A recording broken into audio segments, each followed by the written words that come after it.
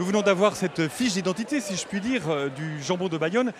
Merci de nous rejoindre. Pierre, vous êtes le responsable président du consortium du jambon de Bayonne, situé à Arzac. Je venais parler de l'amitié entre les Basques et les Béarnais. Là, on est en plein dans l'affaire, si je puis dire. Et précisément, c'est cette IGP que vous avez défendue, vous êtes battu pour. Est-ce que vous pouvez nous dire ce qu'elle est? C'est grâce à cette IGP, l'indication géographique protégée, c'est la protection du jambon, que le jambon de Bayonne aujourd'hui est ce qu'il est devenu. Vous avez tout à fait raison. Alors d'abord, je tiens à rappeler que ce sont nos aînés qui ont construit ça, puisque c'est une aventure qui a démarré il y a 30 ans déjà.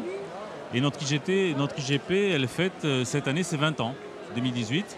Et pour être très bref, mais pour vous donner quelques idées, en 20 ans, on a relocalisé la production de jambon de Bayonne dans la vallée de l'Adour. On a doublé les volumes de production depuis 20 ans. On a amélioré la qualité de notre produit, on est monté en qualité, on a réduit le taux de sel, on a augmenté le poids des jambons, enfin je vous passe les détails, mais vraiment on a progressé, bien sûr.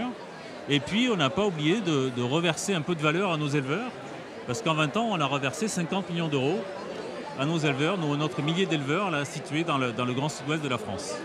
Voilà. Et alors vous dites aussi que vous préparez l'avenir, c'est-à-dire qu'il y a de nouvelles demandes, de nouvelles attentes. Bien sûr, la situation d'aujourd'hui n'est pas celle d'il y a 20 ans.